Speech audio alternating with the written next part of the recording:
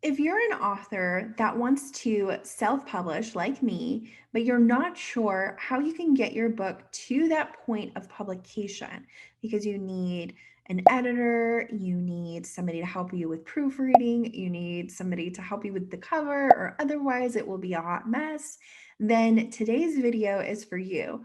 I am sharing with you how you can set up an Indiegogo campaign to help you to fund those things. And I stumbled upon that it's an option for authors who are doing their debut book. And I thought that this was the best idea. I have experience with launching products and launching services and launching courses through my other business. So for me, this was really easy to set up. It was really easy to do, but it may not be for you. So I wanted to make this video to make the process a lot easier, to make you feel like it's not so big and scary. So today I'm sharing with you how to do it, how to set it up. So I'm going to share my screen and you can learn as we go, and you can maybe even set it up as we go and get your project ready to do a crowdfunding campaign. So let's dive in, and I hope that this is helpful for you. So, when you want to do a crowdfunding campaign to raise some money from supporters to fund your first novel, I recommend going with indiegogo.com. And here I am on the website. I wanted to show you kind of how to navigate the website, what to do, that sort of thing. And I want to show you really quickly how to do that. So here we are on indiegogo.com, and I'm already logged in. I signed up, I made an account. You'll want to do that too. Then once you're finished, you'll go to this button right here that says start a campaign. So once you do that, you'll be able to fill out the information that will get you started. So if you're doing your book and not a cause, then you'll want to do a project. And as it says here, there's a 5% platform fee. So I just recommend that you keep that in mind when you're trying to figure out how much money that you'll need for your Indiegogo campaign. So you'll click on this here and you will fill out the information that they bring up. So each time there's going to be information, you click next, you fill out the information, and it will have you do all the things you need to do to get your campaign ready. So here, who are you raising money for? Choose individual or business or nonprofit. I went with individual because I'm writing under my name as an author and I'm not writing under a business name of any sort. And I'm a sole proprietor with my business. And I went with this as it seemed like the best option for me. So then you go with where you're located, United States, if you're in the United States, choose a different country if you're out of the country. And then it asks you some information about your bank account here, and then you would just start your campaign. Once you've done that, they do have this here where it says reserved funds, which means that it holds back a percentage of the funds that you raise in case you have any kind of refunds. So they held back a little bit of the money that I raised through my campaign. It wasn't very much. I think it was like $50 or $60, but they sent it to me like a week after. So I don't know if that will happen for everyone, but for me, it only took a week for me to get the additional funds. So you just, you read this thing and you click on got it. And then what you have to do is start thinking about your campaign. So your campaign title, tagline, an image, you have the specifications here for you to create the image. So this is where you can find that information and put that information into Canva if that's what you use to create an image here. Put in your location, category here. You can look here and see which one seems best. I put in writing and publishing. And then tags, you can enter in some tags. They have some here that are already that they've already created. So categories basically for you to be found within Indiegogo itself. Then you have campaign duration. I chose for my campaign duration to do 45 days. Now, typically, when I've done any kind of trying to promote anything in the past, so selling anything, I have kept my campaigns shorter. So typically, I would never do over like 10 days of promotion because it can be very exhausting. But I decided to go with 45 days because that gives enough time to mention this to people who know you across social media, to send out emails, to ask your family, to ask your friends. It gives you enough time and it gives those people enough time to come up with the money depending on how much they want to support you. So you choose how long you want it to be. I chose 45 days. Personally, I would have shortened it to 30 days if I could go back and change things because 45 days seemed like too much for me. So once you've done that, once you've filled out those things, then you go to the next part. So the next part is content. Now, here you can have a video or image. I just did an image because I didn't feel like I needed some sort of video. I could have done that. Maybe that would have made a difference in the long run. If you're able to make a video, you can try it out, but it's not necessary. You can go with an image, and that's fine. I decided to go with an image because to me, that's the quickest way to get this done. I basically created my Indie Gogo campaign in an afternoon. I did a lot of preliminary work before I started it, but I did fill everything out, put everything in one afternoon. So I went with the easiest option. But here you see there's a place for you to add your video, there's a place for you to add a video image, and then here, this is where you fill out your story. And they give you a guide of what you can plug in here.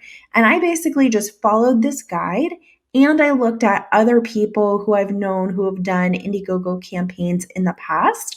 And so I just adapted it for my situation. So you'll want to do the same thing.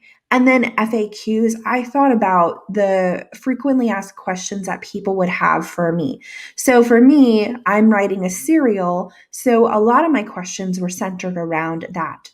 So you'll want to figure out what kinds of questions. And then if you actually get questions during the campaign, you can come in and update it during the campaign, add in more questions, make sure that you're answering and covering everything that people might want to discuss or they have those questions. If one person has that question, another person may have that question as well. So adding in those extra questions gives people a chance to see what the answer is without having to contact you. The next part is the part that personally I did a lot of preliminary stuff for, and those are the perks. So I decided beforehand to do all of my planning and preparing in terms of the perks beforehand. So I brainstormed what kind of perks I wanted, and then I looked up the pricing and tried to figure out the best pricing for everything so I can set my tiers. So you'll want to do this ahead of time too. If you want me to do a separate video where I talk about how to do this, let me know in the comments below and I will help you out with that part.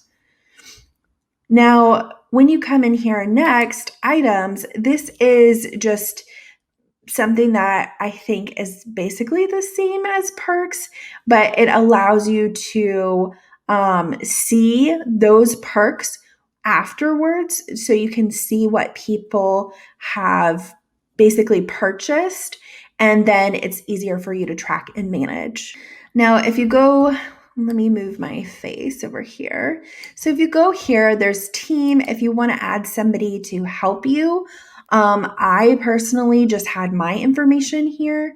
And I think I added my husband as a support email in case anything happened, he could be able to log in as well.